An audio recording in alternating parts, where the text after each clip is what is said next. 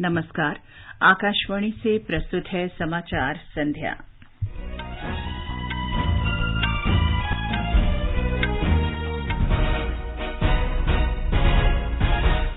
आर्थिक मामलों की मंत्रिमंडलीय समिति ने हिंदुस्तान उर्वरक और रसायन लिमिटेड की 3 इकाइयों के लिए नई निवेश नीति NIP 2012 के विस्तार को मंजूरी दी। संसदीय समिति ने प्रधानमंत्री उज्ज्वला योजना के लाभार्थियों को प्रतिवर्ष सब्सिडी वाले कम से कम 4 LPG सिलेंडर देने की सिफारिश की। नागर विमानन मंत्रालय और फिक्की संयुक्त रूप से एशिया के सबसे बड़े नागरिक उड्डयन उत्सव विंग्स इंडिया 2022 का आयोजन बृहस्पतिवार से हैदराबाद के बेगमपेट हवाई अड्डे पर करेगा। उत्तराखंड में देहरादून में भाजपा नेता पुष्कर सिंह धामी कल मुख्यमंत्री पद की शपथ लेंगे। इजरायल के प्रधानमंत्री नेफ्ताली बेनेट 3 दिन की भारत यात्रा पर 3 अप्रैल को आ रहे हैं। राष्ट्रव्यापी टीकाकरण अभियान के अंतर्गत अब तक 181 करोड़ 56 लाख से अधिक टीके लगाए गए। प्रधानमंत्री नरेंद्र मोदी शहीद दिवस के अवसर पर कल कोलकाता के विक्टोरिया मेमोरियल हॉल में बिप्लोबी भारत दीर्घा का उद्घाटन करेंगे और भारत के लक्ष्य सेन विश्व बैडमिंटन रैंकिंग में शीर्ष 10 खिलाड़ियों में शामिल। समाचार संध्या में मुनीश शर्मा के साथ मैं चंद्रिका जोशी। कोविड से सुरक्षित रहने के लिए आपसे अपील है, कृपया इन सरल उपायों का पालन करें। पूर्ण टीकाकरण कराएं, मास्क पहनें, 2 गज की सुरक्षित दूरी बनाए रखें, हाथ और चेहरा साफ रखें। और अब समाचार। प्रधानमंत्री नरेंद्र मोदी की अध्यक्षता में आर्थिक मामलों की मंत्रिमंडलीय समिति ने वर्ष 2022-23 के फसल मौसम के लिए कच्चे पटसन के सरकारी खरीद मूल्य यानी न्यूनतम समर्थन मूल्य को मंजूरी दे दी है। कच्चे पटसन का सरकारी खरीद मूल्य 4,750 रुपये प्रति क्विंटल तय किया गया है। पिछले वर्ष के मुकाबले ये 250 रुपये ज्यादा है। नए समर्थन मूल्य से कम 50% का मुनाफा मिलेगा। जूट उत्पादकों को बेहतर पारिश्रमिक लाभ सुनिश्चित करने और गुणवत्ता वाले जूट फाइबर को प्रोत्साहित करने की दिशा में ये महत्वपूर्ण और प्रगतिशील कदमों में से एक है। आर्थिक मामलों की मंत्रिमंडलीय समिति ने गोरखपुर, सिंदरी और बरौनी में हिंदुस्तान उर्वरक और रसायन लिमिटेड HURL की 3 इकाइयों के लिए नई निवेश नीति NIP 2012 के विस्तार को मंजूरी दे दी है। हिंदुस्तान उर्वरक और रसायन लिमिटेड कोल इंडिया लिमिटेड NTPC और इंडियन ऑयल कॉरपोरेशन की संयुक्त उद्यम कंपनी है। ये तीनों कंपनियां उत्तर प्रदेश, बिहार, झारखंड, छत्तीसगढ़, मध्य प्रदेश, पश्चिम बंगाल और ओडिशा में यूरिया की मांग को पूरा करती हैं और दुनिया की सर्वश्रेष्ठ तकनीकों से 7 राज्यों के लिए कार्य कर रही हैं।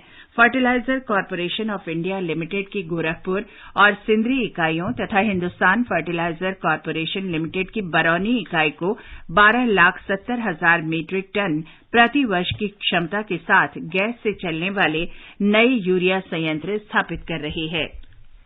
एक संसदीय समिति ने सिफारिश की है कि प्रधानमंत्री उज्ज्वला योजना PMUY के लाभार्थियों को हर साल रसोई गैस पर दी जाने वाली सब्सिडी कम से कम 4 LPG सिलेंडरों तक बढ़ा दी जाए। समिति का कहना है कि इससे गरीबों पर वित्तीय बोझ कम होगा। पेट्रोलियम और प्राकृतिक गैस से संबद्ध स्थायी समिति के अध्यक्ष और भाजपा सदस्य रमेश बिधूड़ी द्वारा संसद में मंत्रालय के लिए अनुदान मांग पेश करते हुए ये सुझाव दिया गया। समिति को ये भी जानकारी मिली है कि कुछ सुदूर क्षेत्रों के उपभोक्ताओं को छोड़कर बाकी उपभोक्ताओं को मई 2020 से रसोई गैस सिलेंडरों पर सब्सिडी नहीं मिली है। रसोई गैस को बंदरगाह से बॉटलिंग संयंत्रों तक ले जाने पर आने वाले खर्च के कारण ऐसी स्थिति उत्पन्न हुई। सड़क परिवहन और राजमार्ग मंत्री नितिन गडकरी ने कहा है कि 2024 तक देश की सड़कें अमेरिका की सड़कों जैसी होंगी। उन्होंने कहा कि सड़क बुनियादी ढांचे को मजबूत करने से पर्यटन और कृषि क्षेत्र में रोजगार के अवसर बढ़ेंगे। सड़क परिवहन और राजमार्ग मंत्रालय के लिए आज लोकसभा में अनुदान मांगों की चर्चा के जवाब में श्री गडकरी ने लेह, लद्दाख और श्रीनगर में चलाई जा रही परियोजनाओं के बारे में जानकारी दी। साल समाप्त होने के पहले मेरी कोशिश होगी कि श्रीनगर से आप 20 घंटे के अंदर मुंबई पहुंच जाओगे, ऐसा काम हो। हमारे लिए खुशी की बात है कि दिल्ली से जयपुर 2 घंटे में, दिल्ली से हरिद्वार 2 घंटे में, दिल्ली से देहरादून 2 घंटे में, दिल्ली से जयपुर 2 घंटे में, दिल्ली से अमृतसर 4 घंटे में और दिल्ली से मुंबई 12 घंटे में इसी साल हम दिसंबर के पहले कर सकेंगे। श्री नितिन गडकरी ने बताया कि दक्ष लॉजिस्टिक बुनियादी ढांचे में वृद्धि के लिए देश भर में 22 नए राजमार्ग गलियारे बनाए जाएंगे। ग्रीन एक्सप्रेस हाईवे बन रहे हैं। ग्रीन एक्सप्रेस हाईवे का मतलब ये है कि पुराने रोड को हमने छोड़ दिया। सूरत से निकलेगा ग्रीन एक्सप्रेस हाईवे, सूरत से नासिक, नासिक से अहमदनगर, अहमदनगर से सोलापुर और सोलापुर से कर्नूल। तो पूरा मुंबई पुणे का 50% ट्रैफिक जाम कम होगा। पूरा दक्षिण का पूरा ट्रैफिक जो उत्तर से निकल रहा है वो पूरा सूरत से निकल जाएगा, तो लॉजिस्टिक कॉस्ट भी कम होगी, फ्यूल भी बचेगा। ऐसे 22 ग्रीन एक्सप्रेस हाईवे बन रहे हैं और मेरा विश्वास है कि इसमें निश्चित रूप से काफी फायदा होगा। राज्यसभा के सभापति एम वेंकैया नायडू ने कहा कि ताजा जल संसाधनों और उनके सतत प्रबंधन के महत्व को दर्शाने के लिए आज विश्व जल दिवस मनाया जा रहा है। सदन में श्री नायडू ने कहा कि विश्व जल दिवस के लिए इस साल संयुक्त राष्ट्र का थीम है भूजल, अदृश्य को दृश्यमान बनाना। उन्होंने कहा कि भूजल पर खास ध्यान दिया जा रहा है, जो एक अदृश्य संसाधन के रूप में हर जीवन को प्रभावित करता है।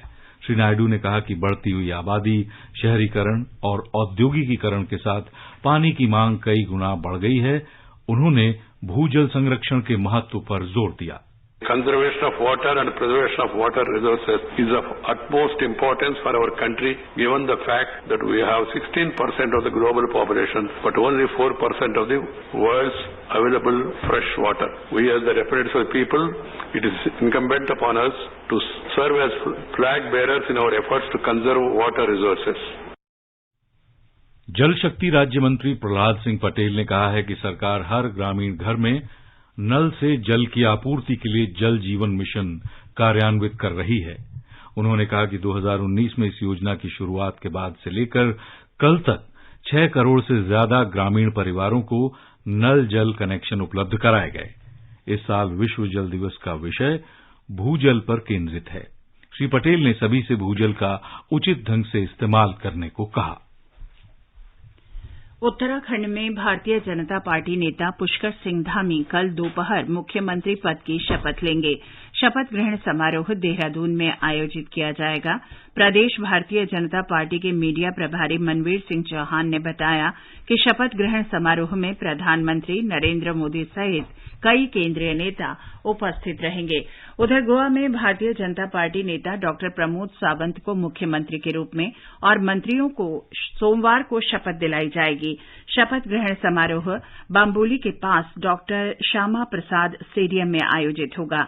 समारोह में प्रधानमंत्री मोदी, गृह मंत्री अमित शाह, भाजपा अध्यक्ष जेपी नड्डा, केंद्रीय मंत्री नितिन गडकरी, राज्यों के मुख्यमंत्री और भाजपा के कई वरिष्ठ नेता उपस्थित रहेंगे।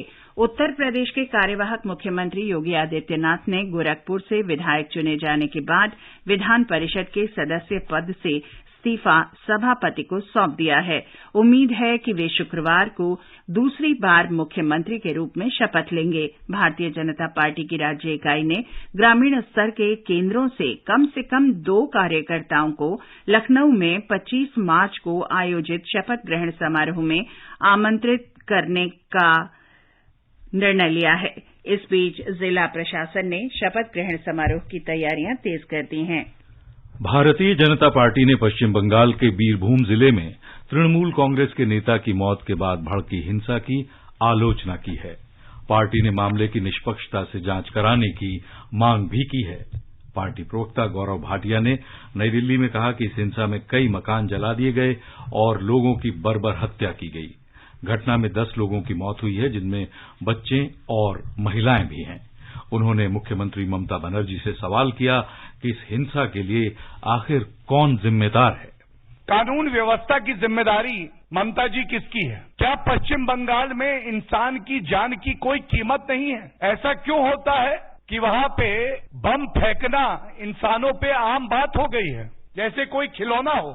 दुखद ये है कि जो लोग ये कृत्य करते हैं उनको सजा मिलना तो दूर की बात है, एक संदेश दिया जाता है आम जनता को कि ये टीएमसी के ही हैं, इनसे डर के रहना। श्री भाटिया ने कहा कि पिछले साल मई में विधानसभा चुनाव के बाद भी वहां हिंसा भड़की थी। चुनाव के नतीजे आने के बाद तृणमूल कांग्रेस पार्टी की हिंसा में भारतीय जनता पार्टी के लगभग 100 कार्यकर्ताओं की हत्या कर दी गई थी।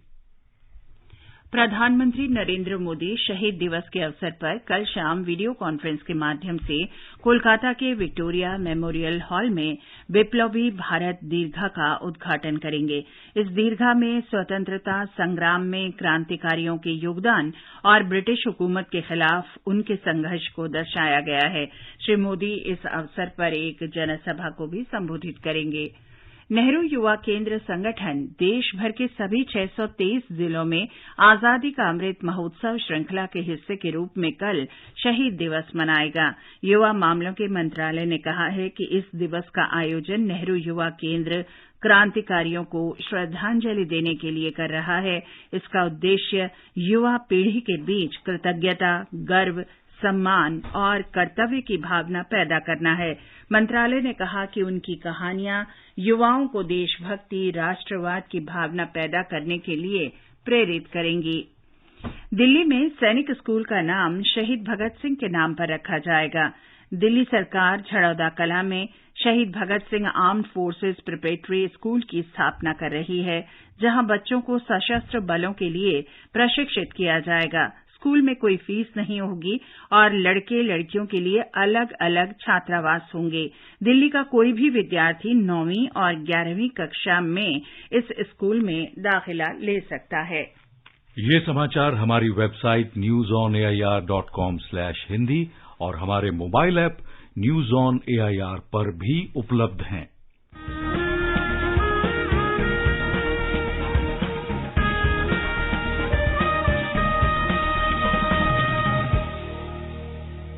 स्वाधीनता संग्राम के वे निशान जो साक्षी हैं हमारे सेनानियों के संघर्ष और बलिदान के। आकाशवाणी समाचार ला रहा है विशेष श्रृंखला निशान। हर बुधवार को शाम 4:45 पर कार्यक्रम परिक्रमा में FM गोल्ड 100.1 मेगाहर्ट्ज पर।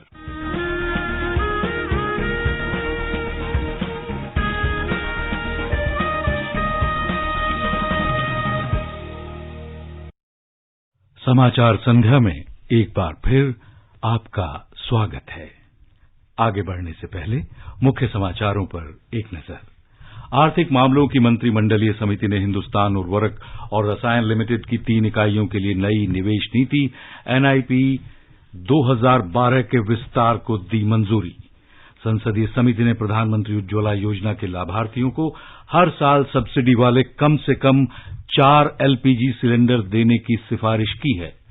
नागर विमानन मंत्रालय और फिक्की संयुक्त रूप से एशिया का सबसे बड़ा नागरिक उड्डयन उत्सव विंग्स इंडिया 2022 का आयोजन बृहस्पतिवार से हैदराबाद के बेगमपेट हवाई अड्डे पर करेगा। उत्तराखंड में देहरादून में भारतीय जनता पार्टी के नेता पुष्कर सिंह धामी कल लेंगे मुख्यमंत्री पद की शपथ।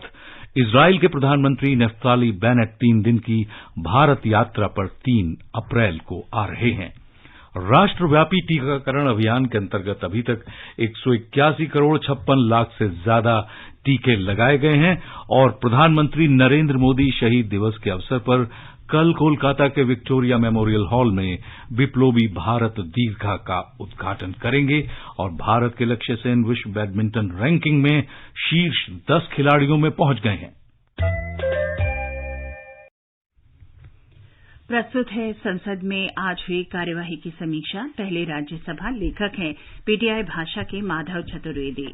राज्यसभा में वित्त मंत्री निर्मला सीतारमण ने जम्मू कश्मीर विनियोग विधेयक 2022 और जम्मू कश्मीर विनियोग संख्या 2 विधेयक 2022 पेश किया। कांग्रेस के विवेक तन्खा ने कहा कि जम्मू कश्मीर में पिछले 6 सालों से या तो राज्यपाल शासन चल रहा है या राष्ट्रपति शासन। उन्होंने कहा कि राज्य में विधायिका होने के बावजूद वहां के बजट पर संसद में चर्चा करनी पड़ रही है। भाजपा के डॉक्टर अनिल जैन ने कहा कि लोकतंत्र की बात करने वाले विपक्षी दलों की जब सरकारें रही तो वे जम्मू कश्मीर में पंचायती राज संस्थाओं के चुनाव नहीं करवा पाए। उन्होंने कहा कि नरेंद्र मोदी सरकार के शासनकाल में पहली बार राज्य में स्थानीय चुनाव करवाकर पंचायती राज कायम किया गया। श्री जैन ने कहा कि जम्मू कश्मीर के लिए 1,42 करोड़ रुपए का जो बजटीय प्रावधान किया गया है, उससे मोदी सरकार की राज्य के प्रति प्रतिबद्धता का पता चलता है। जम्मू कश्मीर में 100% कोविड रोधी टीकाकरण किया गया है। तृणमूल कांग्रेस के मोहम्मद नदीमुल हक ने कहा कि लगातार चौथी बार ऐसा हो रहा है कि जम्मू कश्मीर का बजट राज्य विधानसभा में पेश न होकर संसद में पेश हो रहा है। वाईएसआर कांग्रेस पार्टी के अयोध्या रामी रेड्डी ने कहा कि ये बजट समावेशी है और इसका बड़ा हिस्सा विकास योजनाओं पर केंद्रित है। उन्होंने कहा कि इससे इस केंद्र शासित प्रदेश का सामाजिक और आर्थिक विकास होगा तथा पर्यटन और औद्योगीकरण को मजबूती मिलेगी। मार्क्सवादी कम्युनिस्ट पार्टी के वी शिवदासन ने कहा कि भाजपा के नेतृत्व वाली केंद्र सरकार ने जम्मू और कश्मीर से राज्य का दर्जा छीनकर बड़ा अपराध किया है। समाजवादी पार्टी के रामगोपाल यादव ने कश्मीरी पंडितों के पुनर्वास का मुद्दा उठाया और सरकार से पूछा कि पिछले 7 वर्षों में उसने कितने कश्मीरी पंडितों का पुनर्वास किया है। अल्पसंख्यक मामलों के मंत्री मुख्तार अब्बास नकवी ने कहा कि जम्मू कश्मीर को विशेष दर्जा देने वाले संविधान के अनुच्छेद 370 जम्मू कश्मीर के लोगों की 370 से ज्यादा समस्याओं का कारण है। वहीं यह अलगाववादियों और आतंकवादियों का सुरक्षा कवच भी है। केंद्रीय मंत्री जी किशन रेड्डी ने कहा कि अनुच्छेद 370 हटाने के बाद इस पूर्ववर्ती राज्य में पर्यटन का तेजी से विकास हुआ है और स्थिति ये है कि गर्मियों में वहां घूमने जाने की इच्छा रखने वालों को होटलों में अगले 3 महीनों तक कमरे नहीं मिल रहे हैं। श्री रेड्डी ने कहा कि जम्मू कश्मीर नए सफर पर निकल पड़ा है। आतंकवाद से पर्यटन की ओर, पत्थरबाजी से स्कूली शिक्षा, बेरोजगारी से रोजगार, भ्रष्टाचार से जवाबदेही, परिवारवाद से जनता की सरकार, अलगाववाद से राष्ट्रवाद, निर्भरता से आत्मनिर्भरता और भारत विरोधी नारे से लोगों का दिल जीतने की ओर बढ़ रहा है। पेट्रोल, डीजल और घरेलू रसोई गैस की कीमतों में हुई वृद्धि को लेकर विभिन्न विपक्षी दलों के सदस्यों के हंगामे के कारण सदन की कार्यवाही एक बार के स्थगन के बाद दोपहर 2 बजे तक के लिए स्थगित कर दी गई। सुबह सभापति एम वेंकैया नायडू ने आज विश्व जल दिवस होने का जिक्र किया और जल संरक्षण की दिशा में काम करने की आवश्यकता पर बल दिया। सदन ने चीन में कल हुए एक विमान दुर्घटना में मारे गए लोगों को श्रद्धांजलि दी और कुछ देर मौन भी रखा। सभापति ने बताया कि पेट्रोल, डीजल और एलपीजी की कीमतों के मुद्दे पर कांग्रेस के शक्ति सिंह गोहिल, तृणमूल कांग्रेस की डोला सेन सहित कुछ अन्य सदस्यों ने नियम 267 के तहत नोटिस दिए हैं। सारे नोटिस अस्वीकार करते हुए उन्होंने शून्यकाल के तहत मुद्दे उठाने के लिए राष्ट्रवादी कांग्रेस पार्टी की सदस्य वंदना चव्हाण का नाम पुकारा। इसके बाद कांग्रेस, तृणमूल कांग्रेस, वामपंथी दलों सहित कई विपक्षी दलों के सदस्यों ने हंगामा और नारेबाजी शुरू कर दी। नायडू ने सदस्यों को सुझाव दिया कि अनुदान मांगों पर होने वाली चर्चा के दौरान वे इस मुद्दे को उठा सकते हैं, लेकिन विपक्षी दल के सदस्यों पर उनकी अपील का कोई असर नहीं हुआ। इस दौरान विपक्षी सदस्यों ने नारेबाजी तेज कर दी। और अब सुनिए लोकसभा में हुई कार्रवाई की समीक्षा। लेखक हैं पीटीआई भाषा के दीपक रंजन। लोकसभा में आज सड़क परिवहन एवं राजमार्ग मंत्री नितिन गडकरी ने वर्ष 2022-23 के लिए सड़क परिवहन एवं राजमार्ग मंत्रालय के नियंत्रणाधीन अनुदानों की मांगों पर चर्चा का जवाब दिया। श्री गडकरी ने कहा कि सरकार जम्मू कश्मीर में 60,000 करोड़ रुपए की परियोजना पर काम कर रही है और जोजिला सुरंग वर्ष 2026 के लक्ष्य के बजाय 2024 तक पूरा होने की उम्मीद है। श्री गडकरी ने कहा कि आत्मनिर्भर, सुखी, समृद्ध और संपन्न भारत बनाना मोदी सरकार का संकल्प है और इसे पूरा करने के लिए हम प्रतिबद्ध हैं। उन्होंने कहा कि सांसदों के सुझाव मानते हुए स्थानीय लोगों के लिए क्षेत्र में टोल से निकलने के लिए आधार कार्ड पर आधारित पास बनाए जाएंगे। उन्होंने कहा कि 3 महीने के भीतर ही सुनिश्चित किया जाएगा कि 60 किलोमीटर के अंदर एक ही टोल नाका हो, बाकी बंद कर दिए जाएंगे। उन्होंने कहा कि सड़क सुरक्षा को लेकर जिला समितियां बनेंगी, जिसमें सांसद अध्यक्ष होंगे और कलेक्टर सचिव होंगे। उन्होंने कहा कि सांसद इसमें स्थानीय हादसों पर चर्चा करें, इसे लेकर अधिकारियों को नोटिस और सुधारने का निर्देश दें। उन्होंने कहा कि लड़ाई में या कोरोना महामारी में जितने लोग नहीं मरते, उतने सड़क दुर्घटनाओं में मर जाते हैं। सड़क दुर्घटनाओं में मरने वालों में 18 से 45 वर्ष आयु वर्ग के 65% लोग हैं। उन्होंने कहा कि तमिलनाडु में विश्व बैंक के सहयोग से कार्यक्रम शुरू किया गया और 50% सड़क दुर्घटनाओं में कमी आई है। उन्होंने ये भी कहा कि इस मॉडल को देश में लागू करने के बारे में विचार हो रहा है। सदन ने वर्ष 2022-23 के लिए सड़क परिवहन एवं राजमार्ग मंत्रालय के नियंत्रणाधीन अनुदानों की मांगों को ध्वनिमत से मंजूर कर लिया। लोकसभा में आज वर्ष 2022-23 के लिए नागर विमानन मंत्रालय के नियंत्रणाधीन अनुदानों की मांगों पर चर्चा शुरू हुई। कांग्रेस सांसद रवनीति सिंह बिट्टू ने कहा कि वो यूक्रेन में फंसे छात्रों को लाने के लिए चलाए गए ऑपरेशन गंगा अभियान के लिए नागर विमानन मंत्री ज्योतिरादित्य सिंधिया का आभार व्यक्त करते हैं। कांग्रेस नेता ने कहा कि कोविड की वजह से नागर विमानन के क्षेत्र पर सबसे खराब असर पड़ा और ये सरकार के लिए बड़ी चुनौती है। भारतीय जनता पार्टी के महेश शर्मा ने प्रधानमंत्री के नेतृत्व में जिस तरह हजारों बच्चों को यूक्रेन से लाया गया, उसकी तारीफ पूरी दुनिया में हो रही है, ऐसा कहा। उन्होंने कहा कि पाकिस्तान के प्रधानमंत्री ने हमारे प्रधानमंत्री की नीतियों और कूटनीति की प्रशंसा की है और ये महत्वपूर्ण बात है। 7 साल में हवाई पट्टियों की संख्या में 73% की बढ़ोतरी हुई है। उन्होंने कहा कि 2014 में सरकार बनने के बाद देश में पहली नागर विमानन नीति बनी। ये प्रधानमंत्री नरेंद्र मोदी का सपना था कि आज हवाई चप्पल पहनने वाला आदमी रेल के टिकट से भी कम दाम पर हवाई सफर कर सकता है। उन्होंने कहा कि उड़ान के तहत 65 हवाई अड्डे जुड़े हैं और आने वाले समय में ये संख्या 100 हो जाएगी। द्रमुक के एसआर पार्थिबन ने हवाई अड्डों पर पार्किंग शुल्क अधिक होने का विषय उठाया। उन्होंने कहा कि सरकार को इस तरह की समस्याओं को खत्म करने के लिए काम करना चाहिए।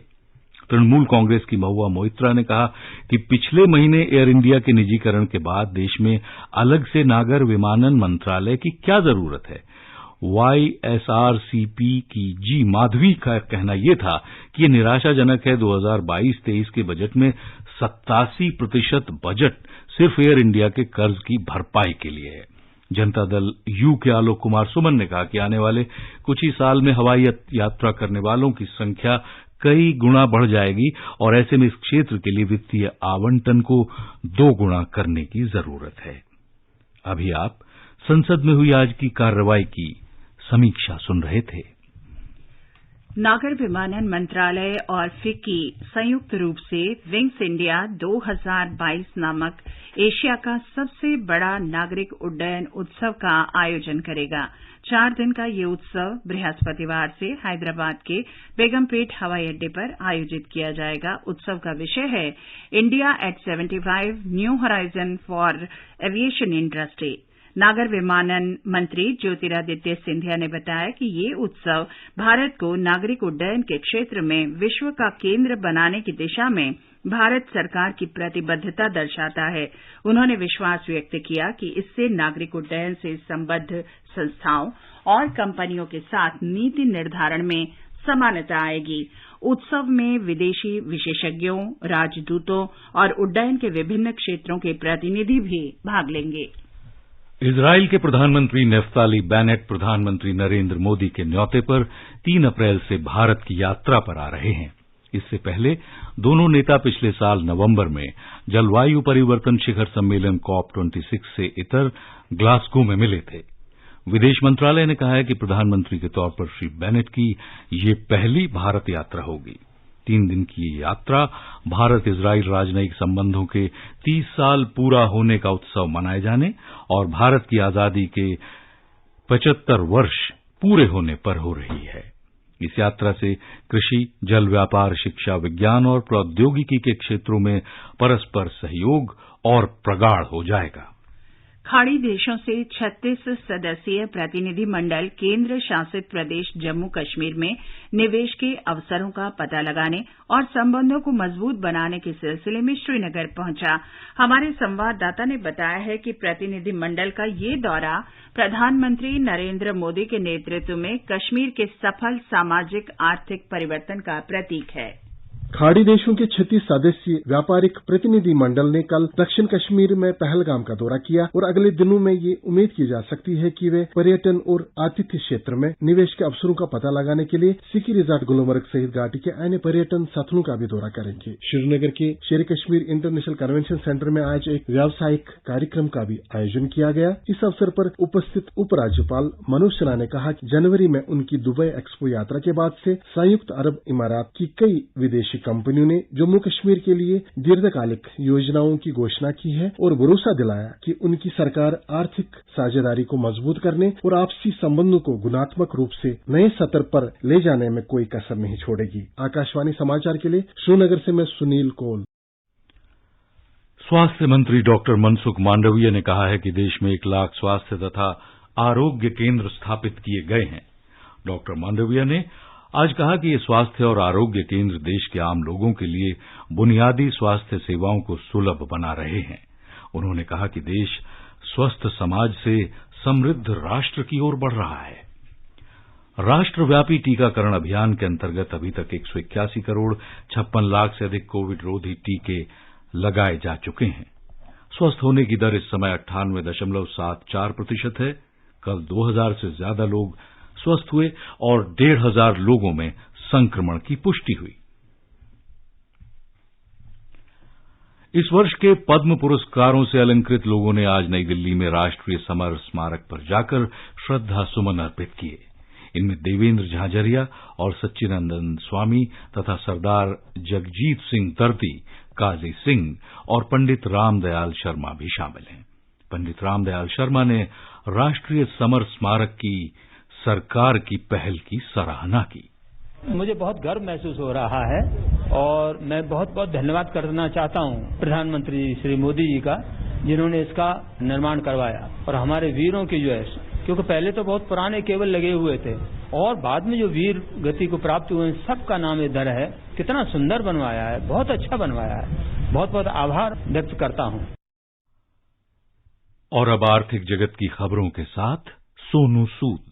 बम्बई शेयर बाजार का सेंसेक्स 57,989 पर बंद हुआ। नेशनल स्टॉक एक्सचेंज का निफ्टी भी 17,316 पर बंद हुआ। अंतर बैंकिंग विदेशी मुद्रा बाजार में रुपया डॉलर के मुकाबले 76 रुपए 16 पैसे प्रति डॉलर के स्तर पर बंद हुआ। मल्टी कमोडिटी एक्सचेंज में सोने का मूल्य 51,470 रुपए प्रति 10 ग्राम पर था। चांदी भी 68,980 रुपए प्रति किलो पर थी और अंतर्राष्ट्रीय बाजार में ब्रेंट कच्चे तेल का मूल्य $115.80 प्रति बैरल के करीब था। भारत के लक्ष्य सेन विश्व बैडमिंटन रैंकिंग में शीर्ष 10 खिलाड़ियों में पहुंच गए हैं। ऑल इंग्लैंड बैडमिंटन ओपन 2022 के उपविजेता लक्ष्य ने रैंकिंग में 9वां स्थान हासिल किया है। किदाम्बी श्रीकांत 12वें और साई प्रणीत 19वें स्थान पर हैं, जबकि महिला सिंगल्स में पीवी सिंधु 7वें स्थान पर हैं। हैमिल्टन में महिला क्रिकेट विश्व कप में भारत ने बांग्लादेश को 110 रन से हरा दिया है। भारत ने 7 विकेट पर बनाए 229 रन। यास्तिका भाटिया ने 50 रन की पारी खेली। जवाब में बांग्लादेश की टीम 41वें ओवर में 119 रन पर आउट हो गई और यास्तिका को चुना गया player of the match. Tournament में एक अन्य मैच में ऑस्ट्रेलिया ने दक्षिण अफ्रीका को 5 विकेट से हरा दिया। और अंत में मुख्य समाचार एक बार फिर।